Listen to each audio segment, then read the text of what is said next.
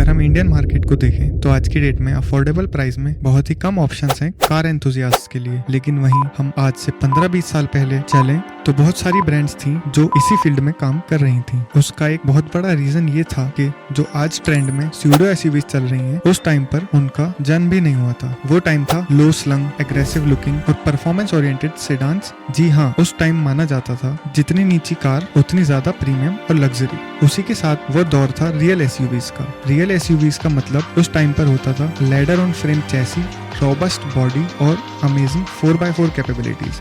और इस फील्ड में इंडिया में मित्सुबिशी एक बहुत ही बड़ा और जाना माना नाम था, जिसके बारे में आज की जनरेशन को शायद पता भी नहीं। लेकिन ये जानने से पहले कि किंग ऑफ रोड का टैग पाने वाली कार अचानक से ऐसे गुमनाम कैसे हो गई, तो कॉन्टेक्स्ट के लिए हम पहले जानेंगे मित्सुबिशी इंडिया की थोड़ी सी हिस्ट्री। तो जब इंडिया में 1991 में लिबरलाइजेशन शुरू हुआ तो सभी फॉरेन ब्रांड्स के लिए इंडिया के दरवाजे खुल गए। लेकिन उसी के साथ एक शर्त भी थी कि किसी भी फॉरेन कंपनी को इंडिया में आने के लिए किसी इंडियन ब्रांड के साथ जॉइंट वेंचर करना होगा। तो 1997 में मित्सुबिशी ने उस टाइम की market leader Hindustan Motors HML का हाथ थामने का फैसला किया और इंडियन मार्केट में एंट्री कर दी। इस जॉइंट वेंचर का नाम रखा गया हिंदुस्तान मोटर्स मित्सुबिशी मोटर्स, जिसको 2005 में मित्सुबिशी मोटर्स इंडिया लिमिटेड कर दिया था। तो मित्सुबिशी इंडिया ने अक्टूबर 1998 में एंट्री करी वर्ल्ड फेमस सेडान लैंसर के साथ। ये एक प्रैक्टिकल सेडान के साथ साथ परफॉर्मेंस ओरिएंटेड कार थी। ये कार इंडिया में परफॉर्मेंस कार के रूप में बहुत ज्यादा फेमस हुई। आज भी आपको बहुत सारी मॉडिफाइड लैंसर्स इंडिया में मिल जाएंगी। उस टाइम इस कार में 2 इंजन ऑप्शंस आते थे, 1500 सीसी का पेट्रोल इंजन और 2000 सीसी का डीजल इंजन, जिसने इंडिया में इस कार को एक इकोनॉमिक कार के रूप में भी नाम दिलवाया। उस टाइम पे इस कार में बहुत सारा टेक दिया जाता था, जैसे air conditioning, power Windows, electric steering, electrical adjustable ORVMs, adjustable steering wheel जैसे रिवॉल्यूशनरी फीचर्स भी ऑफर किए जाते थे। इस वजह से इंडिया में इसको खूब पसंद किया गया। लेकिन ग्लोबली इसका एक और वेरिएंट आता था जिसका नाम था लैंसर ईवो। ईवो का मतलब होता है इवोल्यूशन, जिसमें और भी परफॉर्मेंस ओरिएंटेड फीचर्स जैसे कि इनका in house developed world famous all wheel drive system, active याव कंट्रोल, जो इस कार की कॉर्नरिंग और ट्रैक्शन परफॉर्मेंस को एक कंप्यूटर कंट्रोल्ड डिफरेंशियल की हेल्प से इम्प्रूव कर देता था। और स्पेशली इसकी मदद से आप इससे एक हाथ यूज करके भी ड्रिफ्ट मार सकते थे। ये टेक्नोलॉजी मित्सुबिशी की इन हाउस डेवलप्ड थी और अहेड ऑफ टाइम थी। लैंसर ईवो पूरे वर्ल्ड में जानी जाती थी अपनी वर्ल्ड रैली चैंपियनशिप यानी WRC की वजह से। 1996 से 1999 तक लगातार सुबारू को आउट परफॉर्म करके विनर रही। फिर 2002 में इंडियन मार्केट में एंट्री हुई लीजेंडरी कार पजेरो की। पजेरो किसी इंट्रोडक्शन की मोहताज नहीं है। ये उस टाइम पे हर एसयूवी लवर के साथ साथ सभी बड़े बड़े बिजनेसमैन, सेलिब्रिटीज, पॉलिटिशियंस की पहली पसंद थी। और होती भी क्यों नहीं, आखिर इसने भी डकार रैली में 12 बार चैंपियनशिप जीत के सबसे ज्यादा चैंपियनशिप जीतने का गिनेस वर्ल्ड रिकॉर्ड अपने नाम किया। इसके बाद इसको ऑफ रोड किंग के नाम से जाना जाने लगा। तो पजेरो को 2002 मई में इंडिया में इंट्रोड्यूस किया गया। इसमें 3200 सीसी टर्बोचार्ज डीजल इंजन के साथ इंडिया में डायरेक्ट इंपोर्ट मतलब CBU रूट से लाया गया। इसकी वजह से इसकी प्राइसिंग रखी गई 33.8 लाख रुपीज, जो उस टाइम के हिसाब से बहुत ज्यादा थी। लेकिन ये जिस कैटेगरी में आती थी वो थी प्रीमियम कैटेगरी और उसमें ही प्राइसिंग जस्टिफाइबल थी। लेकिन फिर भी हिंदुस्तान मोटर्स मई से अक्टूबर तक इसकी 35 यूनिट सेल कर चुका था और 30 यूनिट्स का ऑर्डर पेंडिंग था, जो कि बुरे नंबर्स नहीं थे उस टाइम के हिसाब से। इसलिए HML को इस प्रोडक्ट में दम दिखा तो उन्होंने अपने चेन्नई वाले प्लांट में इसकी लोकल असेंबली शुरू करने का फैसला किया और 12 करोड़ की इन्वेस्टमेंट कर दी पजेरो की एक्सक्लूसिव असेंबली लाइन और बॉडी शॉप के लिए। उसके बाद 25 अक्टूबर 2002 को इसके लोकली असेंबल्ड वेरिएंट को इंडिया में लॉन्च किया गया, जो 2.8 litre turbo charge diesel engine, super select 4 wheel drive system और बहुत सारे टैग के साथ लॉन्च की गई। इसका base model Pajero GL start होता था 19.7 लाख और दूसरा fully loaded top model GLX का प्राइस था 23.7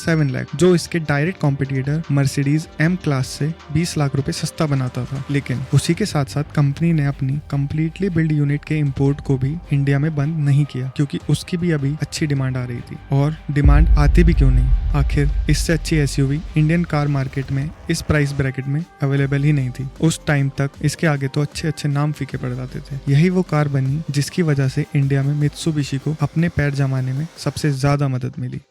फिर इंडिया में टोटली अलाइव लेंसर सीडिया को इंट्रोड्यूस किया गया। ये उस टाइम पे बहुत stylish, sporty, futuristic performance compact sedan थी। इस मस्कुलर कार में 16 वॉल्व वाला 2 लीटर पेट्रोल और एलपीजी इंजन आता था जो अप्रॉक्स 114 हॉर्स पावर और 175 न्यूटन मीटर का टॉर्क प्रोड्यूस करता था। इस कार में सभी वो चीजें थी जो आज भी हम सेडान्स में मिस करते हैं, जैसे रियर स्पॉइलर, एयर डैम्प्स, बोनट पर soups and ridges, carbon fibre finish dashboard, ABS और ईबीडी भी उस टाइम पे इसमें प्रोवाइड किया गया था। और इस कार की प्राइसिंग रखी गई थी 8.24 लाख से 9.80 लाख रुपीस, जो ऐसी कार के लिए जस्टिफाइबल प्राइस था और इसकी वजह से सीडिया को भी बहुत पसंद किया गया। फिर 2006 में ही इंडिया में मोंटेरो को भी लॉन्च किया गया। ये टारगेट करती थी प्रीमियम एसयूवी सेगमेंट के ओनर्स को और इसकी प्राइस रखी गई थी 29.7 लाख रुपीस और ये भी सीबीयू रूट से ही इंडिया में आती थी, जिसकी वजह से ये फुल्ली स्पेक लोडेड थी। इसमें भी वही 3.2 लीटर इंजन दिया गया था और इसमें 12 स्पीकर का एक प्रीमियम 5.1 चैनल म्यूजिक सिस्टम भी दिया गया था। 2006 से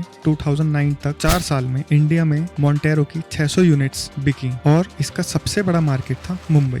रीजन तो आपको पता ही है। मित्सुबिशी के मुताबिक उस टाइम तक प्रीमियम एसयूवी सेगमेंट में उनका मार्केट शेयर 40-45% का था, जो कि बहुत ज्यादा है। इसी बीच 2008 में मित्सुबिशी ने लॉन्च किया आउटलैंडर को, जो सिर्फ एक ही इंजन ऑप्शन के साथ आई थी, जो था 2.4 लीटर पेट्रोल इंजन, और ये आगे जाके एक बहुत बड़ी गलती भी साबित हुई। इस कार की प्राइस रखी गई थी 20.2 लाख और ये एसयूवी इंडियन मार्केट में एक सक्सेसफुल प्रोडक्ट नहीं बन पाई। ये कार ही 2018 में मित्सुबिशी का इंडिया में लास्ट प्रोडक्ट लॉन्च भी थी। इसकी बात हम अभी आगे करेंगे। फिर मार्च 2012 में लॉन्च हुई पजेरो स्पोर्ट, जिसका पुरानी पजेरो से उतना ही रिश्ता था जितना सफारी स्टॉर्म का नई वाली सफारी से। हाँ, Mitsubishi original Pajero full sized SUV थी, वहीं Pajero sport mid size SUV थी। मित्सुबिशी ने सिर्फ नाम का फायदा उठाते हुए इस मिड साइज एसयूवी को 23.53 लाख के प्राइस टैग के साथ लॉन्च किया, जिसमें 2.5 लीटर का डीजल इंजन आता था जो 178 PS की पावर प्रोड्यूस करता था। और इस कार को रोड से ज्यादा पंजाबी गानों और मूवीज में देखा गया है। इस कार की अट्रैक्शन थी डुअल टोन पेंट स्कीम। वहीं इसके राइवल्स थे Toyota Fortuner, Ford Endeavour, Hyundai Santa फे, BMW X1 जैसी कार्स। लेकिन ये कार अपने कॉम्पिटिटर्स के सामने अपने आप को ज्यादा अच्छा कंटेंडर साबित नहीं कर पाई। 2012 के नवंबर में न्यूज सामने आई कि मित्सुबिशी ने लैंसर और पजेरो की मैन्युफैक्चरिंग बंद कर दी है।